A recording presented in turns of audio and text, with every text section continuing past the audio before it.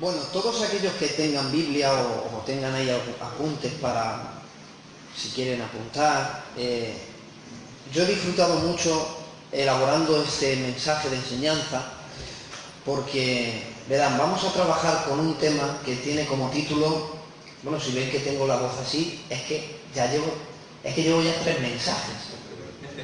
Prediqué por la tarde uno, luego por la noche, pero es que luego en la vigilia me hizo volver a predicar. Y este ya es el 4. Vamos a trabajar con un mensaje que tiene como título Los nombres y la Biblia. Los nombres y la Biblia. Todo lo que hay en la Biblia tiene importancia. Y mi intención con esta enseñanza es que después de esta enseñanza pueda ir a la Biblia y pueda comprender mejor algunas partes de la Escritura. Amén. Vamos a coger de texto base Filipenses capítulo 2 y el verso 9. Dice así la palabra del Señor: por lo cual Dios también lo exaltó hasta lo sumo y le dio un nombre que es sobre todo nombre, para que en el nombre de Jesús se doble toda rodilla de los que están en los cielos, en la tierra y debajo de la tierra, y toda lengua confiese que Jesucristo es el Señor, para gloria del Dios Padre. Alabado sea Dios para siempre. Verán, como vamos a estar trabajando bajo el concepto de los nombres, en el mundo occidental poner un nombre pues es a veces algo espontáneo, a veces algo nacido del sentimiento. Yo, por ejemplo, en la vigilia les decía anoche, yo tengo un niño con 9 años, cuando nació le puse Rubén, vamos a llamarle Rubén. ¿Por qué? Como uno de sus hijos se llama Rubén, por mi primo Rubén. Y le puse por nombre por él. Somos como hermanos, y mi niña la mayor se llama Celia, como su madre. En fin, muchas veces ponemos nombres pues por familiares, o bueno, uy, qué bonito suena este nombre, porque suena bonito el nombre, pero en el mundo occidental no dan importancia a los nombres, como por ejemplo el pueblo judío. Un judío o en el pensamiento hebreo, la importancia de un nombre va más allá de un pensamiento occidental. Por ejemplo, los hebreos dicen que dentro del nombre, el nombre representa el carácter, la identidad, el propósito, incluso el destino de la persona. Fijaros la importancia que tiene un judío al dar un nombre. Y miren por qué. La palabra alma, en el hebreo, proviene del hebreo netzmahak, que fijaros, extrayendo las 3 letras del medio, se deriva la palabra Sem. Y para los hebreos, la palabra Sem, traducido a nuestro idioma, viene a ser nombre. Entonces, los hebreos saben que en el centro de la palabra alma se puede extraer unas letras donde se deriva la palabra nombre. Entonces los hebreos dicen que oculto en el alma está el nombre. Entonces los hebreos, esto nos enseña mucho en la Misra, en las leyes orales, ellos dicen que el nombre es la llave para conocer el alma. Esto lo digo, esto no es que sea bíblico, pero este es el pensamiento hebreo en cuanto a los nombres. Ellos en la Biblia, cuando nosotros estudiamos la Biblia, tenemos que entender que estamos estudiando un libro dirigido a una cultura. O sea, hay textos en la Biblia que para entenderla no es bueno, voy a leer un texto y lo entiendo. No, es que a veces tenemos que conocer en qué época se dijo, bajo qué circunstancias, a quién va dirigido, porque si no, no entiendes el texto. Como por ejemplo, y ahora entramos en mensaje, ¿han leído ustedes en Corintios que dice, es deshonroso al hombre dejarse crecer el cabello? ¿Verdad? Ese texto es así. Eso en la boca de un judío, para un judío, eso es una locura. ¿Por qué? Porque es que casualmente un judío piensa de diferente manera. Para un judío era honroso dejarse crecer el cabello, porque le recordaba a Sansón, que no se cortaba el cabello. Y dejarse crecer el cabello era un voto de nazareo, de consagrado.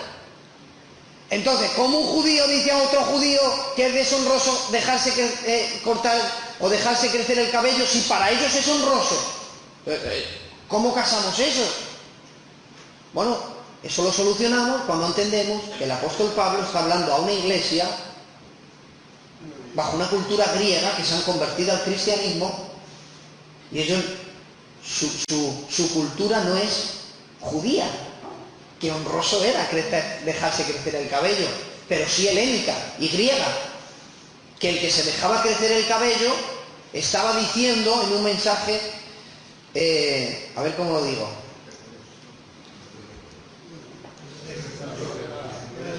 lo han interpretado ustedes, es que así es una maravilla predicar. Entonces, para entender la Biblia tenemos que entender en el mundo al cual se está dirigiendo, la cultura a la que se está dirigiendo. Por eso, mira, número uno, como esto es un estudio de nombres, el origen del nombre, ¿de dónde viene? ¿Cuál es el origen del nombre? Ese sería el punto número uno. Mira Génesis capítulo 1, no podía ser otro lugar que el principio. Génesis, ¿por qué se llama Génesis? Porque proviene del hebreo bereshit, que significa el principio. Por eso es el principio.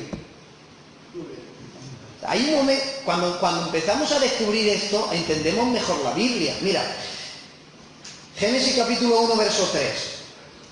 Y dijo Dios, sea la luz. Y fue la luz. Y vio Dios que la luz era buena. Y separó la luz de las tinieblas. ¿Y qué dice? Y llamó Dios a la luz día. Y a las tinieblas llamó. Fue la tarde y la mañana un día. Mira, me voy a detener aquí, que se me ha ocurrido. Me recuerda. ¿Tenéis? ¿Quién tiene un billete de 5 euros y uno de 10? Vamos a hacer una recolecta. Uno de 5 y uno de 10.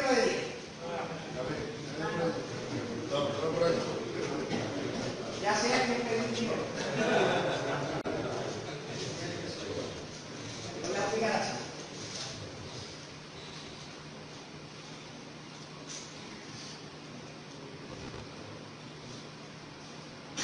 ¿Tengo un billete de 15 euros? No. Vale, imagínate. Ahora, bueno, doblado. Cojo un pegamento y lo pego. Lo fusiono. Y voy al chino y le digo, cóbrame, ¿me va a coger el billete de 15 euros? No, de 10. ¿Pero tiene valor de 15 euros? Sí. Pero no de 15 euros. Cuando la Biblia dice separó Dios la luz de las tinieblas, estaban así. O sea, había luz, tinieblas, luz, tinieblas, luz, tinieblas, estaba así. Cuando la Biblia dice separó Dios la luz de las tinieblas, aquí doy un palo. Dios, ahora te lo explico. Dios no aprueba divisiones. ¡Qué bien! ¡Gloria a Dios! Pero Dios está de acuerdo con la separación. La división rompe lo bueno, la unidad. Dios no aprueba divisiones porque es lo que Satanás, con luz bella, provocó en el cielo. Una división. ¡Qué bueno! De ángel, de jerarquía angelical. Dios no aprueba divisiones, pero la separación es diferente. Había luz, tinieblas, luz, tinieblas, luz, tinieblas. Dios empezó a desplegar. ¡Qué bonito! Empezó a desplegar. Separó las cosas. Así no es un billete de 15 euros, ¿verdad? No. Pero cuando yo lo separo, tengo un billete de 5 euros y un billete de 10 euros. Entonces, lo que Dios hizo, lo que Dios hizo fue esto. Había luz, tinieblas, luz, tinieblas, luz, tinieblas. Lo que Dios hizo fue no dividir la luz de las tinieblas, sino separar la luz de las tinieblas. Y mientras estaba mezclado, ¿tenía algún nombre eso? No se llamaba luz, tinieblas, no tenía nombre, porque cuando estaba mezclado no tenía nombre. Por eso Dios no aprueba las mezclas. ¡Ay, qué bueno! Porque no tienen identidad. ¡Qué bueno! Tuvo Dios que separar, coger la tiniebla, ponerlas a un lado, coger la luz, ponerlas a otro lado, y cuando hubo una separación, hubo una identidad. Y dijo Dios, cuando te separo, te tengo que poner un nombre. Hasta que no haya una separación, no hay una identidad. ¡Qué bonito! Por eso cuando separó le puso un nombre. Y el nombre implica identidad. Ahora que te he separado, te voy a llamar luz. Ahora que te he separado, te llamo tinieblas. Separó Dios las aguas de las aguas. Y cuando junta todas las aguas, dice, a la reunión de aguas, ahora que te he reunido, te pongo identidad, mares. Había una expansión, dice, a la expansión las llamo cielos. Cuando hubo una separación, hubo identidad. No podemos tener la identidad de cristianos mezclados con el pecado y con el mundo. ¡Gloria a Dios! ¡Qué bueno! ¡Qué bueno! Dios no aprueba divisiones, pero sí separaciones. Por eso cuando Pablo le molestó que Juan Marcos les abandonara en su primer viaje misionero, ¿recordáis el mensaje de ayer cuando se fueron a Licaonía? Marcos dijo, yo me voy, sí, ahora me meto allí. Y se fue y los abandonó. En el segundo viaje misionero, cuando van a embarcar, viene con su mochilica Juan Marcos y dice Pablo, si ese viene, yo no voy. Y dice, claro, como su sobrino o su tío carnal era Bernabé, pero no, hombre, ¿por qué? Pero déjale, es que nos abandonó. Y se separaron, dice la Biblia. ¿Dios siguió usando a Pablo? ¿Y por qué? Si dijo que no venga conmigo. Porque no se dividió. ¡Qué bueno! Se separó. ¿Y qué diferencia tiene dividir y separar? Hombre, porque cuando el apóstol Pablo estaba preso, a punto de morir, dice, oye, traerme unas manticas, traerme los libros. Ah, escucha, traerme a Juan Marcos, que me es útil para el ministerio. ¿Por qué es diferente separar a dividir? Porque cuando se separa no guardó nada en el corazón. No lo hizo por venganzas propias, sino por beneficio a la obra. ¡Qué bueno, genio! ¡Qué bien! Por eso Dios no aprueba divisiones, pero sí separaciones. El origen del nombre, pues a causa de la separación. El origen del nombre proviene del orden. Vamos a seguir. Mirad, los gigantes en la Biblia. Los gigantes en la Biblia, aplicando este estudio, descubrimos que los gigantes, cuando nacieron, no les pusieron ese nombre. Los gigantes se llaman como se llaman porque les pusieron nombre, para identificarlos. Mirad, en la Biblia aparecen gigantes. Aparecen gigantes que no tienen nombre, como los de Génesis 6. Dice, había gigantes en aquel tiempo. Pero luego, cuando nosotros vamos mirando los primeros 5 libros de Moisés, aparecen gigantes. Gigantes como por ejemplo dicen los hijos de Anac. Dice, eran gigantes.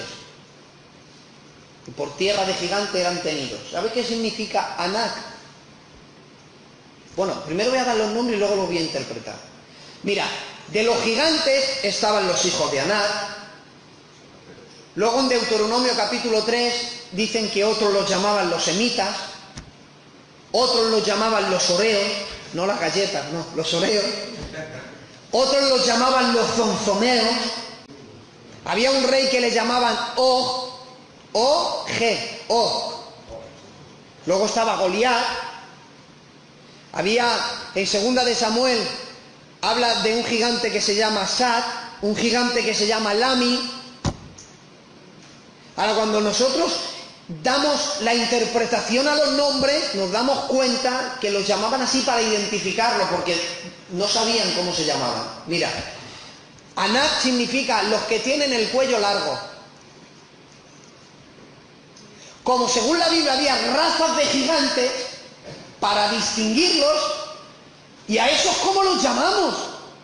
Porque no se parecen a los otros. Pues vamos a llamarlos, ya que tienen el cuello tan largo, vamos a llamarlos, pues los cuellos largos. Los emitas, dice, los llamaban emitas también. ¿Sabes lo que significa emitas? Aterradores, los que producen miedo. Entonces, había otros que no los llamaban los cuellos largos, a otros les decían, por ahí vienen los aterradores, porque producían miedo los gigantes. Otros, dicen, los llamaban los oreos. ¿Sabes qué significa en el hebreo esa palabra? Los que moran en las cuevas. ¿Quiénes son los que moran en las cuevas? Los oreos. Los zonzomeos, ¿sabes cómo eran esos? Los que tienen la voz tronante, ruidosa, y hablaban así. Todos hablaban así. Al ser gigantes, las cuerdas vocales eran más grandes, el sonido que producía de su boca era tronante la voz. O el que aparece en Deuteronomio capítulo 3, o, ¿sabes qué significa? Gigantesco o encorvado, que viene a ser lo mismo. O sea, era tan grande que iba ya así. ¿Y por qué sabemos que así le pusieron así para identificarle? Dice la Biblia, porque duerme en una cama de hierro.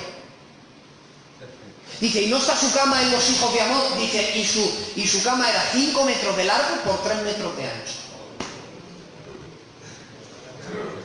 Por eso, ¿y cómo le llamamos a ese? Vamos a llamarle el gigantesco. Otro, Goliat. Goliat significa el desterrado. ¿Por qué? Porque los desterraron de la tierra prometida y fueron acá. Hay otro que se llama Sam, que significa tan alto como un umbral de una puerta, pero las puertas judías, o sea, estamos hablando de las entradas de las ciudades, los umbrales de las puertas, así era de alto. Y había gigantes que no tenían nombre, decían, pero tiene 24 dedos. O sea, los nombres en la Biblia, cuando entendemos, por ejemplo, el significado de los nombres, cuando quieres estudiar los gigantes, si aplicas esto, lo entienden mejor.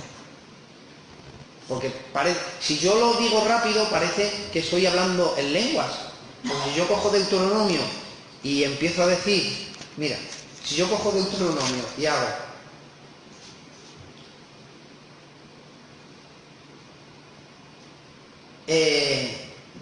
capítulo 2 y verso 11 en adelante, y empiezo a decir, bueno, y allí estaban los emitas, los homeos, los zonzomeos, parece que estoy hablando en lengua. Pero si yo empiezo a decir, y el pueblo de Israel, a unos los llamaban los aterradores, otros los que moraban en las tiendas, otros los ruidosos, los que tenían voz sonante, ya suena diferente.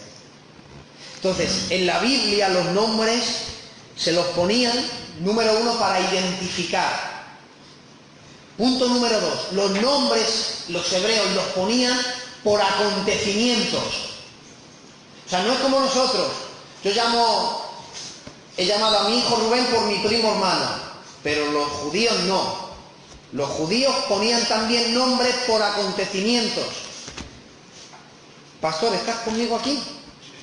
Primera de Samuel, capítulo 4 y verso 1. Voy a leerte un texto y ahora lees el siguiente. Mirad, los judíos ponían nombre, número 1, para identificar, número 2, por acontecimiento, y antes de leer ese, leo yo este.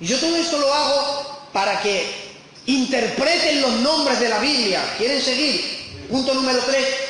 También los hebreos ponían nombres inspirados en profecía. O sea, nombres proféticos. Nombre 1 sería por identidad. Número 2, les ponían nombre por acontecimientos. Número 3, nombres proféticos. Génesis capítulo 5 y el verso 3, mira lo que dice. Estoy yendo rápido porque quiero ir a un personaje que vamos a disfrutar. 5.3. 5.3 de Génesis. A ver, 5.3. Dice: y vivió Adán 130 años y engendró un hijo a su semejanza, conforme a su imagen, y llamó su nombre Set. Vale. ¿Por qué llama el nombre Set? Bien. Caín mató a quién? Amén. Abel. Y si Caín no mata a Abel, Dios hubiera escogido a quién? A Abel y a su descendencia. ¿Recuerdan cuando le dice, ¿dónde está tu hermano? Y le dice, yo soy guarda de mi hermano. ¿Ha visto lo que dice la Biblia? La voz de la sangre de tu hermano clama a mí desde la tierra. Ahí la palabra sangre en el hebreo no viene en singular, sino en plural. Entonces se leería, las sangres de tu hermano claman a mí desde la tierra.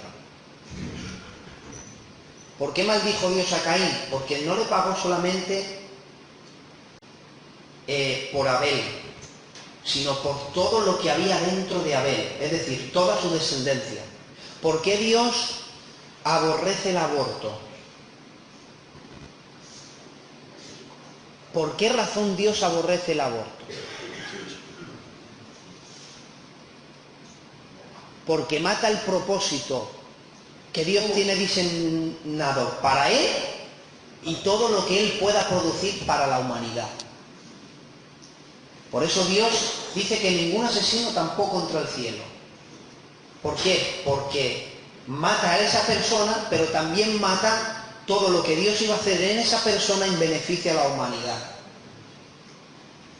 Por eso dice las sangres de tu hermano. Claro, ahora el plan y el propósito que Dios tenía con un hombre y con su descendencia, Caín lo ha parado. Y tiene un hijo y le llama Set. ¿Y saben lo que significa ser? Sustituto. ¿Por qué? Porque Set fue el sustituto de Abel. Y Dios siguió el propósito, como Caín lo cortó con Abel, Dios dijo, bueno, llámale Set, porque este va a ser el sustituto. Lo que no hice con ese lo voy a hacer con este. Porque te tengo una noticia, el plan de Dios no hay quien lo pare. Amén. Podrás atrasarlo, pero no frenarlo, ¿eh? Gloria a Dios. Porque Dios es el Dios de las rutas que nadie piensa. Porque cuando dice concebirá, o cuando le dice de la simiente de la mujer nacerá uno que te pisará la cabeza, Satanás iba cerrando la matriz de las mujeres. Abraham se casa con Sara, no pueden tener hijos. Rebeca y Isaac no pueden. El otro no puede. Y en la Biblia hay un montón. Sansón, los padres de Sansón no podían. Zacarías y Elizabeth no podían. Iba cerrando el vientre. ¿Por qué? Pero el vientre de las judías. Pero ahora llega Dios y dice, espérate, voy a cambiar la ruta. Claro, Satanás buscando a todas las mujeres judías dice, bueno, voy a hacer un cambio porque Dios es el de la ruta. Dice, bueno, voy a coger a una moabita y coja a Ruth. Para dar al mejor rey que ha habido en Israel, David. Dios cambiando ruta. Y cuando, ahora se ha fijado en una moabita, pues voy a ir a por las moabitas. Y dice Dios, pues ahora me voy a por una judía. ¿Sabes?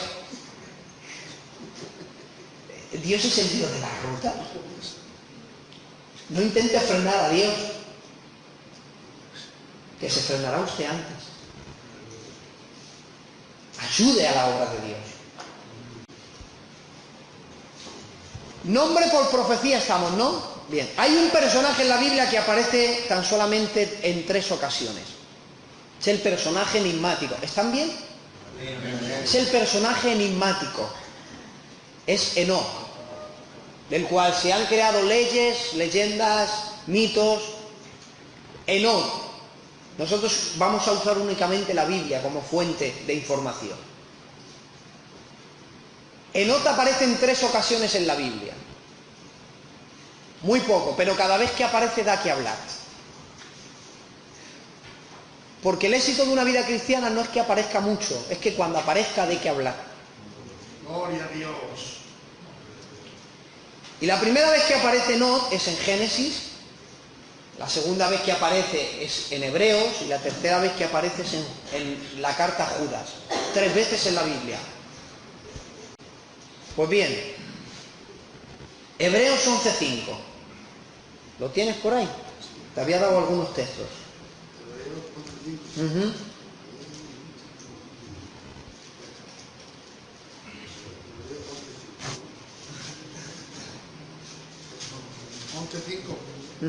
Hebreos 11:5.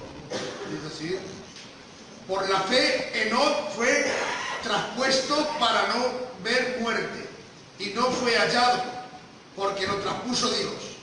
Vale. Y antes de que fuese traspuesto tuvo testimonio de agradar a Dios. Vamos a ver. ¿A qué estado de santidad tiene que llegar un ser humano? ¿A qué estado de grado de santidad tiene que llegar un ser humano para ser arrebatado por Dios sin morir? ¿Qué le pasó? ¿Qué forma de vida tenía Enoc para que Dios diga, mira, en la tierra sobra, vente conmigo?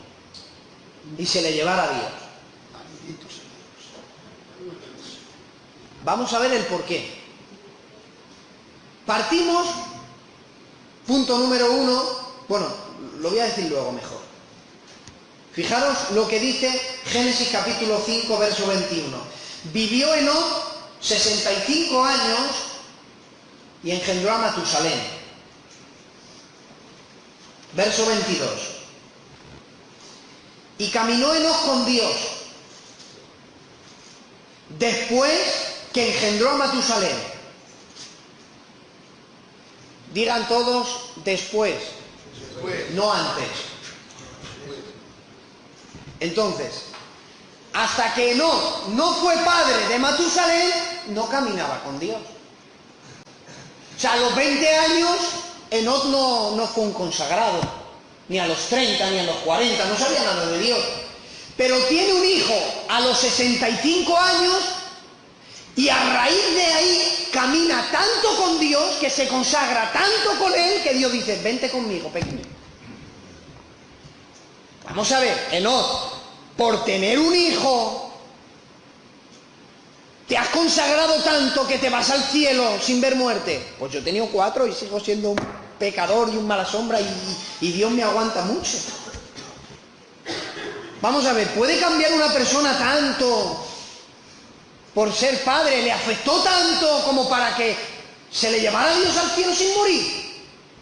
¿Y cuánta gente tenemos hijos y seguimos a veces siendo los mismos o incluso a veces peores? ¿Y qué cambió en la vida de Enoc? ¿Por qué Enoc es diferente a nosotros? Judas verso 14. Judas, y si no lo leo yo, lo tengo por aquí. Judas, verso 14. Vamos a leerlo despacio. Judas 14. De estos también profetizó Enoc. ¿De estos qué hizo? Ah, que era profeta. También profetizó Enoc. Ah, entonces, de momento, Enoc era profeta, porque profetizó.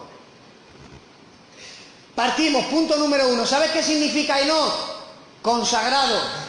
De momento, durante 60 años o hasta los 65 años se llamaba consagrado, pero no daba honor a su nombre. Tenía el nombre de cristiano, pero dejaba mucho que desear.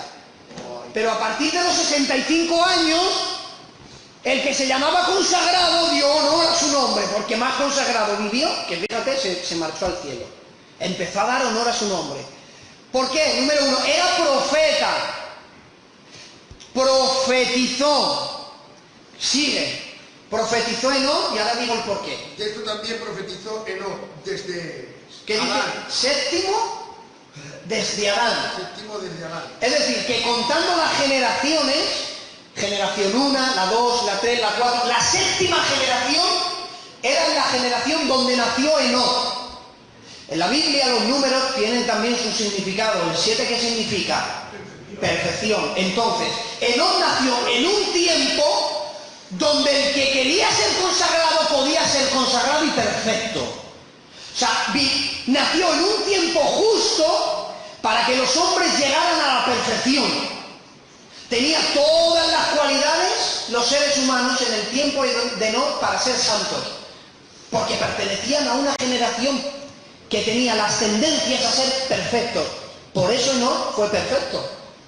Enoc, séptimo desde Adán, profetizó diciendo, ¿qué dijo? Y aquí vino el Señor con sus santas decenas de millares. Cuando vino Cristo, ¿vino con sus santas decenas de millares? No. ¿Y esto cuándo va a ocurrir? Ocurre después de la gran tribulación. ¿Sabes qué es esto? ¿Sabes cuál es el contexto? Apocalipsis 19, que viene en un caballo blanco y tras él un ejército de ángeles. ¿Dónde vivió Enoc? ¿Qué libro? Decidme, ¿qué libro? Génesis, antes del diluvio, ¿no? ¿Cuándo se cumple esa profecía? ¿En qué libro? Capítulo 19. ¿Cómo es posible que alguien profetice en Génesis y sea una profecía que se va a cumplir después de la gran tribulación? ¿Lo tienes por ahí? Sí. Pues léelo. Entonces vi el cielo abierto, aquí un caballo blanco, y el que lo montaba se llamaba Fiel y Verdadero, y con justicia juzga y pelea. Sus ojos eran como llamas de fuego. Había en su cabeza muchas diademas. Tenía un nombre escrito que ninguno conocía sino él mismo. Estaba vestido de una ropa teñida en sangre, y su nombre es el Verbo de Dios. Gloria a Dios. Y los ejércitos celestiales, vestidos de lino finísimo, blanco y limpio, le seguían en caballo blanco. Y de su boca sale una espada aguda para herir con ella las naciones, y las regirá con vara de hierro, y él pisa el lagar del vino del furor de la ira del Todopoderoso. Por eso nos profetiza, y en el verso 15 dice, viene para hacer juicio contra todos y dejar convicto a todos los impíos que han obrado impíamente. O sea, Enoc profetizó en días de Génesis y se va a cumplir después de la gran tribulación. ¿De qué nos habla entonces esto? Que Enoc fue un profeta, pero no un profeta normal, no, un profeta con una visión futurista. Él podía profetizar algo y cumplirse miles de años después. Su visión de profeta era tan sumamente futurista que todavía no se ha cumplido lo que él profetizó, pero que se cumplirá, dice la Biblia. Ahora, ¿en qué me agarro yo? Que no fue un profeta, pero fue un profeta futurista. Porque tengo que tener Biblia, si no, muy bien, te la has inventado. No, tengo que tener Biblia para yo decir, porque fijaros, aún así esto no me serviría. Porque toda doctrina o enseñanza tiene que ir acompañada de un texto y de su contexto, porque si no creamos un pretexto. Muy bien. Y volvemos locos. Es que por un texto forma una doctrina. Bueno, pues yo voy a decir que las burras hablan, porque como hay una burra que habló, todas las burras hablan. No, es que hay casos en la Biblia donde un texto no implica una doctrina. Son casos aislados. Las serpientes hablan. Digo, no, bueno, es que en Génesis una serpiente habló. Y voy yo y hablo con las serpientes. Son casos aislados en la Biblia. Imagínate que yo vengo aquí, no hay nadie ciego, ¿no? En Talavera. Bueno, imagínate que viene un hermanito que está ciego, y voy yo a la calle, saco barro, y se lo pongo en los ojos, y cojo mi saliva, y... ¿por qué haces eso, genio? ¿No que Jesús lo hizo? No, pero es que fue algo aislado, es que él lo hizo porque lo hizo y se acabó, ya no funciona más. Como dije en Canaán, Claudio Presson en el año 95 cogía la chaqueta, la tiraba y se caían un montón de gente y vino un avivamiento. ¿Funcionó? Sí. Luego todo el mundo quería tirar chaquetas. Pues ninguno se caía. Porque lo que funcionó con él, Dios no tiene la obligación de que funcione con otro. Porque hay cosas que están aisladas en la Biblia. Pero ¿de dónde me saco yo que Enoc fue un profeta con una visión futurista? Génesis capítulo 5, verso 21. Y engendró a Matusalén. Y ahora dice, después que engendra a Matusalén, se tira 300 años, caminando con Dios de una manera tan sumamente santa, que a los 365 años le dice Dios, mira, vente conmigo, ya sobras en la tierra. El por qué llegó a este grado de santidad, miren, luego lo voy a interpretar. Matusalén nace cuando Enoc tiene 65 años. Ahora necesito que no se pierda, o que yo lo explique bien, mejor.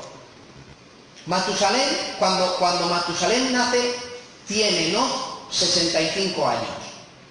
¿Vale? Ahora, cuando Matusalén tiene 187 años, él ha tenido un hijo. Y a ese hijo le ha puesto Lamec. Entonces, a los 187 años, Matusalén es padre de un hijo que lo llama Lamec. Cuando Lamec tiene 182 años, tiene un hijo y le pone por nombre Noé. ¿Hasta ahí me he explicado bien, no? Enoc nace, a los 65 años es padre. Matusalén, cuando tiene 187 años, es padre de Lamec. Lamec, cuando tiene 182 años, es padre de Noé. Y fijaros, 187 años más 182, ¿cuánto suman? 369 años. Es decir, que cuando nació Noé, Matusalén tenía 369 años. ¿Hasta ahí estoy siendo claro? Sí. Bien. Cuando nace Noé, Matusalén tiene 369 años. ¿Tienes ahí la Biblia? O pues mire, si no lo leo. Génesis capítulo 7 y el verso 6, leemos esto. Noé era de 600 años cuando el diluvio de las aguas vino a la tierra. Hemos dicho que cuando Noé nace, Matusalén, ¿cuántos años tiene? 369. Cuando Noé tiene 600 años, viene el diluvio. 369 o 369 más 600 de Noé, ¿cuántos suman? 969 años. Dice la Biblia que Matusalén vivió 969 años. Es decir, que el mismo día que murió Matusalén, Dios envió el diluvio a la tierra.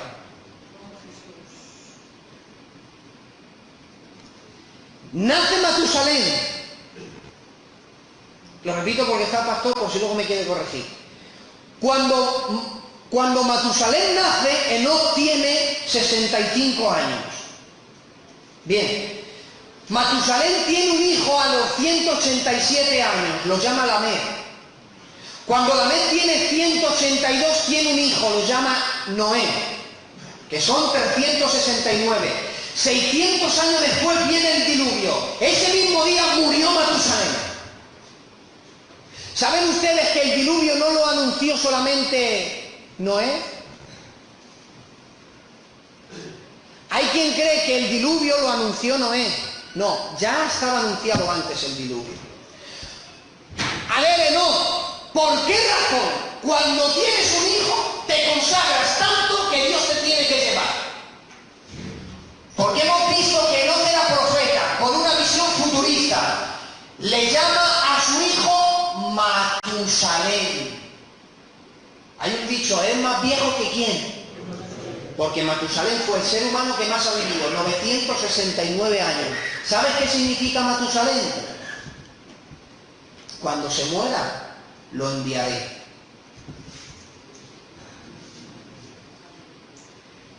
Como Enoc era un profeta, Dios le dijo: Enoc, has tenido un hijo, te voy a dar una revelación profética. Cuando tu hijo se muera, enviaré el juicio. ¿Quién de los que aquí estamos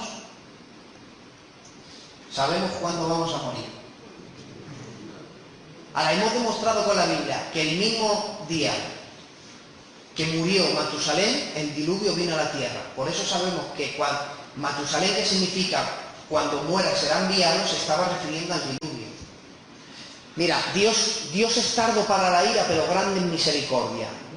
Dios le dio a los antidiluvianos 1000 años para que se arrepintieran.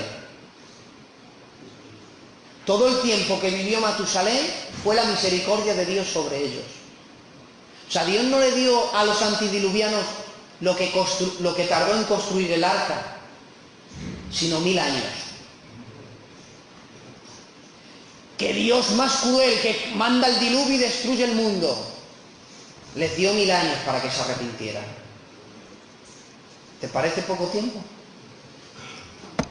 Y 1000 años y nacían, morían, y no cambiaba el mundo. Y el mismo día que muere Matusalén viene el diluvio. Cuando muera, será enviado. Y vino el diluvio a la tierra. Como ninguno de los que aquí estamos sabemos cuándo vamos a morir, Enoc se levantaba una mañana, miraba a su niño y decía: ¿se morirá hoy mi niño? A lo mejor se muere hoy, y él me ha dicho que cuando el niño se muera viene el juicio. Voy a consagrarme por si acaso se muere hoy. Se consagraba. Se levantaba al día siguiente. ¿Será hoy el último día de mi niño? Porque Dios me ha dicho que cuando se muera será enviado. Voy a consagrarme, no vaya a ser que sea hoy ese día. Señor, si hoy mi niño se muere, ayúdame. Se levantaba al día siguiente, se levantaba al día siguiente, se levantaba al día siguiente. Eso lo hizo durante 300 años y dijo Dios: ¿qué haces aquí? Vete conmigo. ¿Por qué razón Enoc fue arrebatado? Porque vivió cada día como si fuera el último.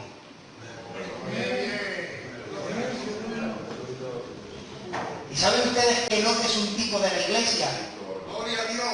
¿Y saben cuál es el secreto para que cada uno de los que estamos aquí seamos arrebatados? Vivir el día como si fuera el último.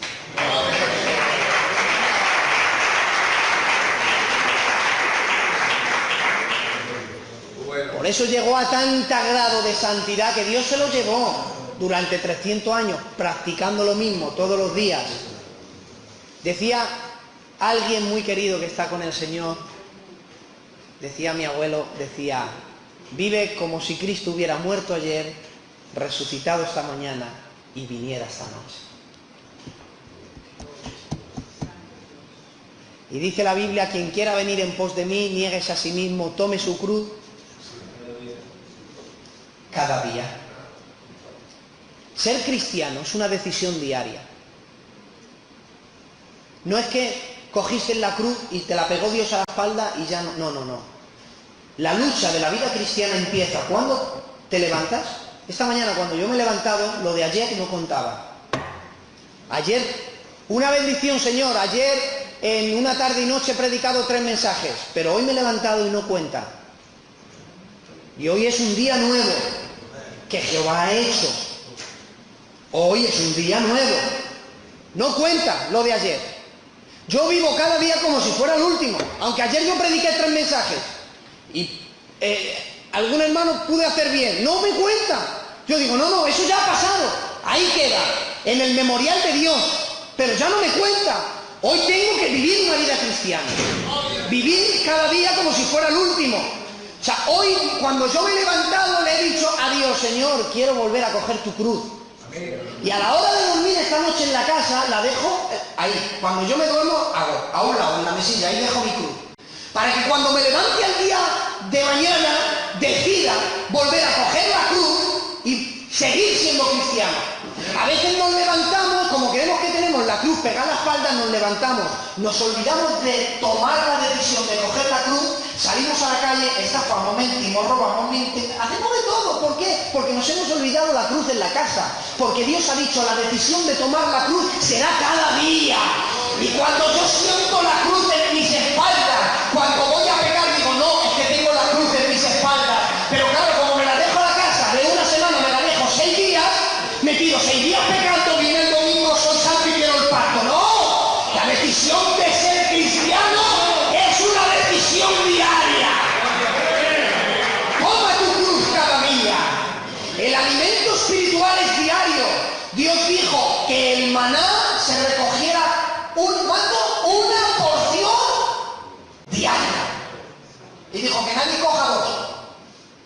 Porque al segundo día se echaba a perder. Dios un día me habló y me dijo, contigo será una relación diaria o no tendré nada. Un día alguien en un sueño, yo vi un sueño, fijaos, no lo entendí hasta después que yo no conocía la Biblia ni nada, pero veía a alguien que salía con un cachorro de león y estaba yo parado y venía y no le veía la cara y me lo tiraba así, yo lo cogía. Me dijo, serás como el maná. Claro, yo decía, ay, qué bien, Dios me ha dicho en un sueño que yo seré como el maná. Y es que el maná era dulce. Ay, voy a ser dulce. Y el maná alimentaba, ay, Dios me va a usar para alimentar. Y luego leía el maná y decía, es que el maná era diario. Y entendí que mi relación con Dios se consiste en una relación diaria. Por eso he dicho que lo que hice ayer para mí no me cuenta. Cuenta lo que hoy he hecho. Por eso, mira, puede tener... Ayer yo pude haber visto a Dios en la zarza. Moisés vio a Dios en la zarza, ¿sí o no? Y le dice, vete y libera a mi pueblo. Y coge a su mujer y a su niño, venga, vamos, que Dios, voy a ir a liberar a mi pueblo. Es como, por ejemplo, te voy a pastorear. Coge a tu esposa, vámonos a pastorear. Pues venga, vete a liberar a mi pueblo. Coge a su mujer, coge a su niño, venga, a liberar a su pueblo. Viene la noche y dice, ¿dónde dormimos? En la calle. Dice, no, vamos a meternos en una posada, dice la Biblia, como un hotel. Vamos a meternos aquí a dormir. Y cuando van a dormir, viene el ángel de Jehová y quiere matar al niño. Pero vamos a ver. No me mandas a liberar a tu pueblo. ¿Dónde voy? A liberar a tu pueblo. ¿Por qué quieres matar a mi niño? ¿No llamas tú a Israel tu primogénito? Porque quieres matar al niño. Si encima, si me voy a otro lado y no te hago caso, vale, pero que es que voy a Egipto, no sé si lo sabes, que me han mandado yo hoy. Que ayer te vi a la zarza y dices, ya, pero es que este niño no ha respetado un pacto que yo establecí con mi siervo Abraham. Y como no has respetado el pacto que hice con mi siervo Abraham, tú no tienes ningún derecho de violar mi pacto, porque tú ayer tuviste una experiencia conmigo. Qué bueno. Dios nos regatea con la santidad. No es negociable la santidad. Ayer pudiste tener un encuentro conmigo en el monte, yo te vi y te mandé, pero no te da derecho a hoy violar mi pacto. Que ayer tuvimos un culto de gloria y de bendición, hoy no nos da derecho para hacer lo que quisiéramos hoy. Que es que como ayer tuvimos un día de bendición, pues hoy voy a hacer lo que quiera. No te da ningún derecho. Las bendiciones que tuviste ayer no tienen nada que ver con las de hoy. Porque por esa regla de 3, Dios hace misericordia para todos los tiempos. Y Dios dice, no, hombre, yo soy tan caballero que al pueblo de Israel le cocino el maná todos los días. Y soy yo que le digo, no recojáis pavos, que yo me levanto por la mañana, antes que vosotros estéis levantados, yo madrugo y os hago de desayunar, no os preocupéis, mis niños. Y se levantaba Dios a hacerle el desayuno, todos los días. Y es Dios, que podía hacer para 40 años y olvidarse. Dios dice, no, yo lo voy a hacer diario, voy a moldearle pan todos los días y se lo voy a echar. Así es Dios. Y Él tiene misericordia. Y dice Dios, nuevas son mis. O sea, se levanta Dios antes de que el mundo se levante y hace bien empezar a hacer una misericordia para Él. Y empieza a moldear Dios una misericordia. Si es Dios y lo hace diario, ¿quién somos nosotros para no tener una relación diaria? Y termino. Por esa razón, Es tan importante los nombres, termino con Romanos capítulo 4, verso 17, dice la Biblia, como está escrito, te he puesto por padre de mucha gente, delante de Dios, a quien creyó, el cual te ha librado de los muertos. Mira lo que Dios hace, que llama las cosas que no son como si fueran. Es tan importante el nombre que Dios llama las cosas que no son como si fuesen. Y como Él llama las cosas que no son como si fueran, Él es el único que puede llamar padre de multitud a una persona que no tiene hijos como Abraham. Qué bonito, gloria al Señor. Dios es el único que puede coger a una contenciosa como Sarai y llamarla princesa. Gloria a Dios. Sarai significa contenciosa, pero Sara significa princesa. Y Dios es capaz de llamar, dice, y llamó su nombre Sara. Dios es capaz de llamar a una contenciosa princesa, porque llama las cosas que no son como si fueran. A Abraham le añadió una letra, la H. A Sarai le quitó una letra, la I. Dos razones. La razón número uno, la letra H en el hebreo significa vida. Entonces, Abraham no tenía hijos. Y le dice, yo te voy a llamar las cosas que no son como si fueran, pero para eso voy a poner mi vida en ti. Y el que no podía tener hijos ahora tuvo hijos. Le añadió, pero a Sarai la quitó. Porque a veces para perfeccionarte, Dios tiene que añadirte cosas, pero te tiene que quitar unas cuantas. A veces Dios nos quita, o a veces Dios nos tiene que dar. ¿Qué necesitas? Sé sincero delante de Dios. Señor, necesito esto, o necesito que me quites esto. Para perfeccionarnos, a veces Dios nos quita, otras veces Dios nos añade. Dios es el único que puede llamar las cosas que no son como si fueran. Llamó príncipe a un ladrón. Jacob significa ladrón suplantador, dijo, no, yo te voy a llamar príncipe. Porque llama las cosas que no son como si fueran. Él es el único que puede decirle, te llamarás Pedro, a Simón. Y Simón significa desierto. Dijo, ahora no te vas a llamar arena, yo te voy a llamar roca. O pequeña piedra. ¿Por qué? Porque llama las cosas que no son como si fueran. Porque es tan importante el nombre en la cultura hebrea que el diablo dijo, que Dios llama las cosas que no son como si fueran. Dios cuando cambia el nombre, cambia la personalidad de la gente. O sea que cuando Dios cambia el nombre, cambia la personalidad. Dice el diablo, pues voy a hacer lo mismo. Y coge a Daniel, Ananías, Misael y Azarías y dice, voy a cambiarles el nombre. Porque si les cambio el nombre, también les voy a cambiar su personalidad. Dios lo hizo y funcionó. A lo mejor a mí también me funciona. Y dice la Biblia, a Daniel le llamaban Belsasar, el que cuida del rey. A Sadrach le llamaban, a Ananías le pusieron Sadrach, Dios luna. A Misael le llamaron Mesach, el príncipe Aku, un dios. A Azarías le llamaron Abednego, servidor de Nebo. Pero ¿sabes cuál era el significado de sus nombres? Daniel, Dios es mi juez. Ananías, Dios es bueno. Misael, quien como Dios. Azarías, Dios nos ayuda.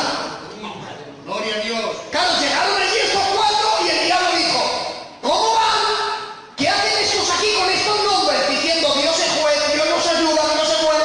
Y dijo Satanás, no, yo he visto que a Dios le funciona cuando cambia los nombres a la gente, cambia sus personalidades, les voy a cambiar el nombre para ver si los cambio por dentro, pero no funcionó. Gloria a Dios. Porque el diablo es un imitador, pero siempre le sale mal. Nunca le salen las cosas como Dios. Aún el diablo sabe el poder de los nombres. Por esa razón, culminación y promesa. ¿Tocas el piano? Es que como cada vez que hablo de él me emociono. Los nombres son tan importantes que dice Isaías 6:9, porque un niño nos es nacido y un hijo nos es dado. Santo Dios. Y el principado sobre su hombro. Alaba mi vida, Padre. Y se llamará su nombre. Admirable. Gloria a Dios. Consejero. Dios fuerte. Padre eterno. príncipe de paz.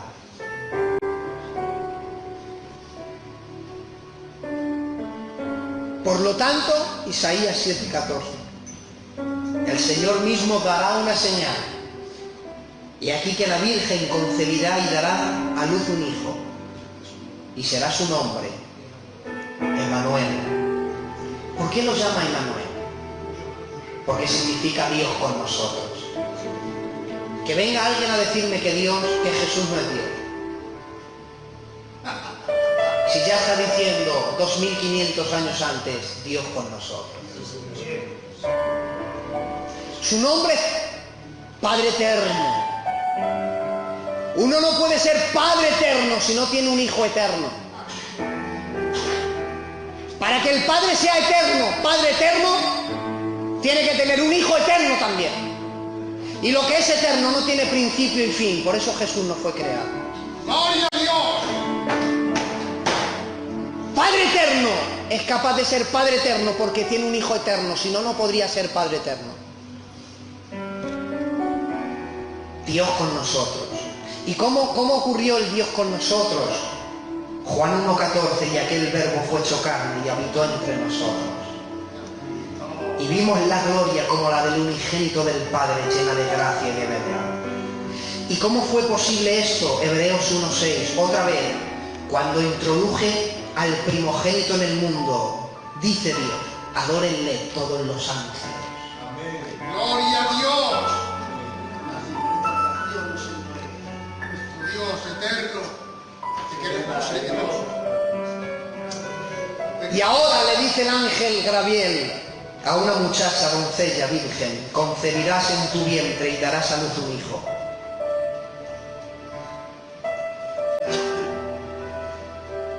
Y llamará su nombre Jesús.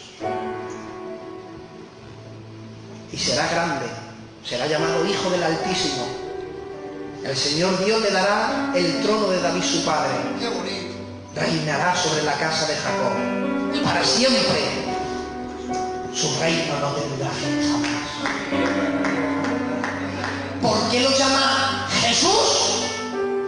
Porque en todas las versiones y traducciones significa lo mismo. El Salvador.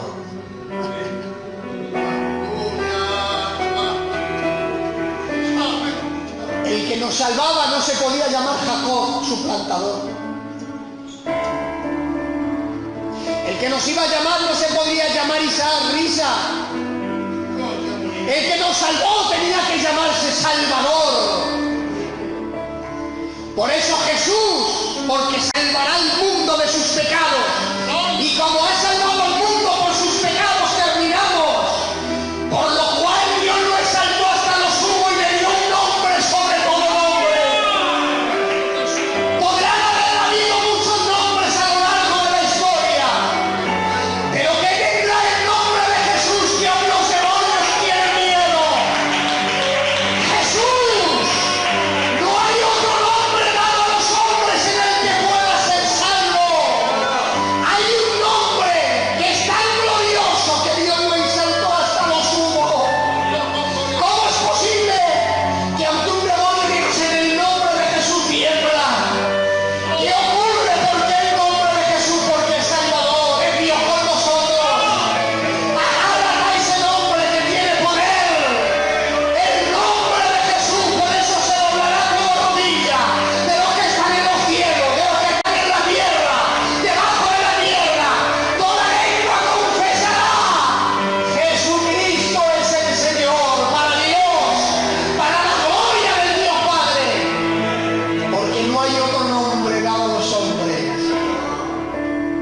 en el que podamos ser salvos, porque es un nombre sobre todo nombre. Los nombres y la Biblia. ¿He sido claro esta mañana? Pues yo con que hayan entendido, me marcho a casa bendecido. Talavera, os quiero. Bendiciones.